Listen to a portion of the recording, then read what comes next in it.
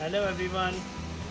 क्या आप जर्मनी में ड्राइविंग लाइसेंस करना चाहते हैं और आपको मालूम नहीं है उसका क्या प्रोसेस है, किधर से इनिशिएट लेना है, क्या क्या चीज़ें आपको चाहिए? तो इस वीडियो में हम डिस्कस करेंगे complete process how to do driving licence in Germany. Hello everyone, myself Syed Yaman, welcome to Euro Vibe. तो सबसे पहले मैं आपको बताऊं, अगर आप ड्राइविंग लाइसेंस करना चाहते हैं तो जो पहला स्टेप है वो ये है कि आपने ड्राइविंग स्कूल ढूंढना है। अब ड्राइविंग स्कूल जो है वो दो किस्म के होते हैं, कुछ जर्मन में भी करवाते हैं, कुछ इंग्लिश में भी करवाते हैं। अगर आपको जर्मन आती है तो वेल एंड गुड, अगर आपको जर्मन नहीं आती या खाली इंग्लिश आती है तो थोड़ा सा टाइम लगता है ड्राइविंग स्कूल ढूंढने में, क्योंकि सारे ड्राइविंग स्कूल वाले जो हैं वो इंग्लिश में नहीं करवाते। तो इस चीज़ का आपने ख्याल रखना है। और आप अगर आप प्लानिंग कर रहे हैं लाइसेंस करने की तो ड्राइविंग स्कूल जो है वो ढूंढना शुरू कर दें। उसकी वजह ये है कि ड्राइविंग स्कूल में एक एक साल का वेटिंग लिस्ट है, कि मतलब अगर आपने ड्राइविंग स्कूल आज गए हैं तो आपका साल के बाद नंबर आएगा। इवन कि 6 महीने, 8 महीने, 5 महीने के बाद नंबर आता है। फ़ौरन अनमेल्डिंग नहीं मिल जाती। तो सबसे पहला स्टेप ये है कि आपने स्कूल ढूंढना है। अगर जर्मन आती है तो वेल एंड गुड, अगर जर्मन नहीं आती, खाली इंग्लिश आती है, तो वो वाला स्कूल देखें जहाँ पे आपका इंस्ट्रक्टर आपको इंग्लिश में करवाए। जब आप स्कूल के रजिस्ट्रेशन करवा देते हैं और वेटिंग टाइम के बाद आपका नंबर आने वाला होता है, तो आपने सबसे पहले क्या करना है, आपने अपना एक्सटर्नल हेल्थ पे कोर्स करना है। एक्सटर्नल हेल्थ पे कोर्स क्या होता है? First aid course. ये एक 8 घंटे का कोर्स होता है जो हर सिटी में होता है। इसके तकरीबन 50 से 60 यूरो होते हैं और ये करना लाजमी है एक्सटर्नल हेल्थ पे कोर्स। इसमें आपको बताते हैं कि अगर आप कोई एक्सीडेंट हो जाए तो आपने अगले बंदे को फ़र्स्ट एड कैसे प्रोवाइड करनी है।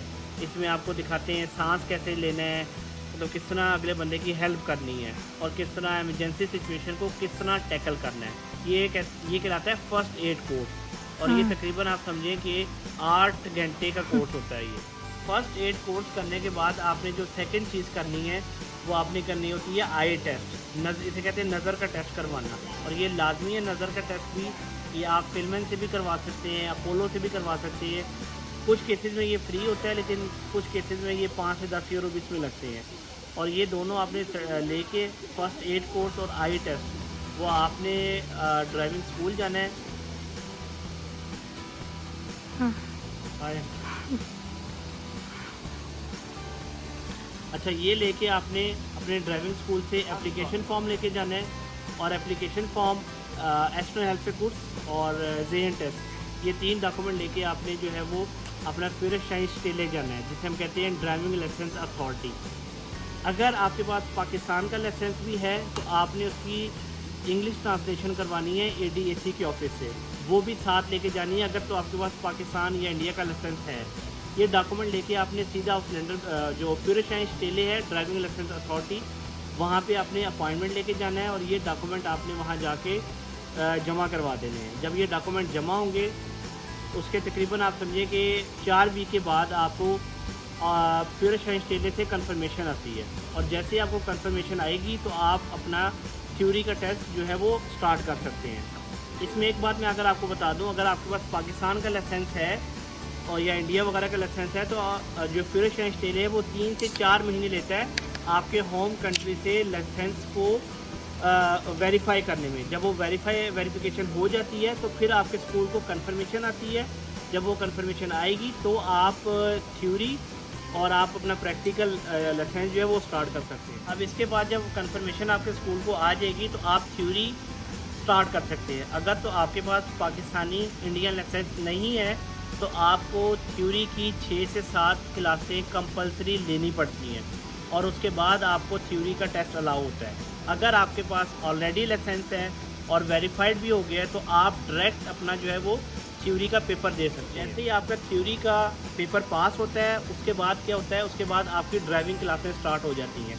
अब ये क्लासें जो हैं तकरीबन आप समझिए कि 12 या 8 क्लासें कंपलसरी हैं, ये आपने करनी होती हैं। इसके अलावा अगर आप जितनी अच्छी ड्राइव करेंगे तो उतना अच्छा आपका टेस्ट जो है वो आपका führerschein वाला बंदा जो है वो जल्दी बुक करेगा। अगर आप गलतियां करते रहेंगे तो आपका ये लाइसेंस इंक्रीज़ होते जाएंगे, और अगर ये लाइसेंस आपके इंक्रीज़ होंगे तो आपके क्या होगा कि आपके ज़्यादा पैसे लगेंगे। तो ये आपका पूरा प्रोसेस है लाइसेंस करने का। और अगर आप पहली अटैम्प्ट में लाइसेंस निकाल लेते हैं तो बड़ा सस्ते में लाइसेंस होता है।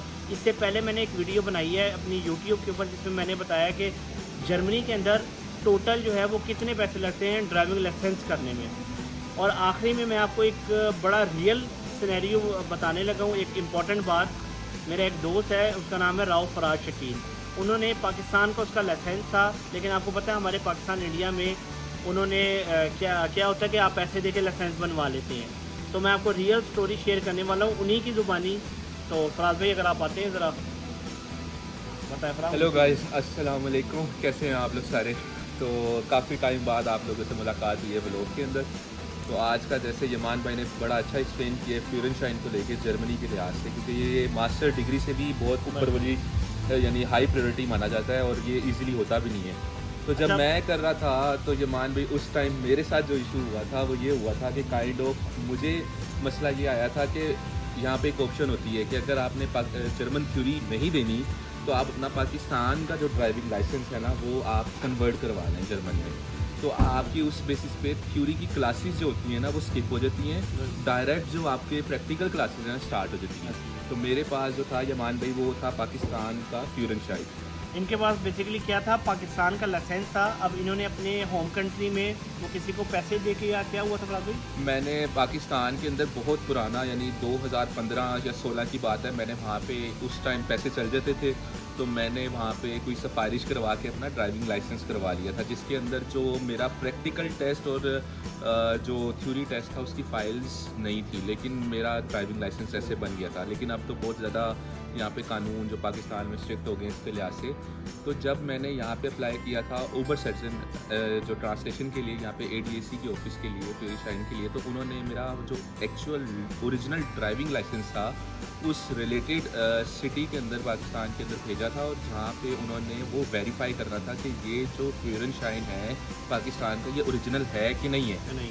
तो उन्होंने जब वहाँ पे देखा तो वो पीछे बैकअप के ऊपर ना प्रैक्टिकल की फ़ाइल थी मेरी, ना थ्योरी की फ़ाइल थी, और मुझे भी याद भी नहीं था कि मैंने ये ड्राइविंग लाइसेंस ऐसे की है। तो उन्होंने वहाँ से मेरा जो लाइसेंस था जब्त कर लिया, पाकिस्तान से ब्लॉक कर दिया, और एक जो ऑफिशियल लेटर था वो यहाँ पे ऑस्टेंडर ब्यूडे भेज दिया। फ्यूरेनशाइन स्टेले से इनको एक लेटर आया कि आपका जो लाइसेंस है वो फोर्जरी है, वो ओरिजिनल नहीं है, क्योंकि उसकी कोई फ़ाइल पाकिस्तान में नहीं है।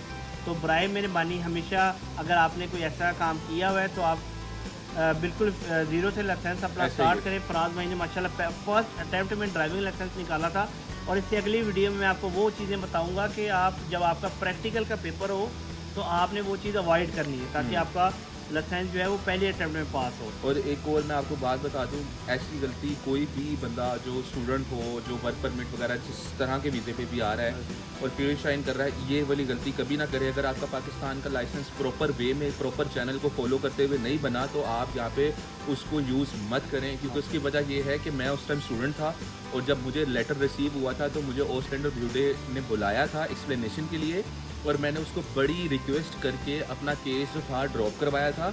और एज अ स्टूडेंट उन्होंने मुझे एक चांस दिया था ये कह के कि अब तुम कभी भी पाकिस्तान का ड्राइविंग लाइसेंस यहाँ पे नहीं यूज़ करोगे, तुम जर्मन लाइसेंस यूज़ कर सकते हो, लेकिन उसको तुमने स्टार्ट इनिशियल स्टेज से करना है, तो कभी भी आप ये ट्राई ना करना। चलें, आई होप ये वीडियो आपको अच्छी लगी होगी। और फराज भाई एंड में क्या कहते हैं हम? सब्सक्राइब करें, लाइक करें, शेयर करें और ज़्यादा से ज़्यादा शेयर किया करें। Thank you so much.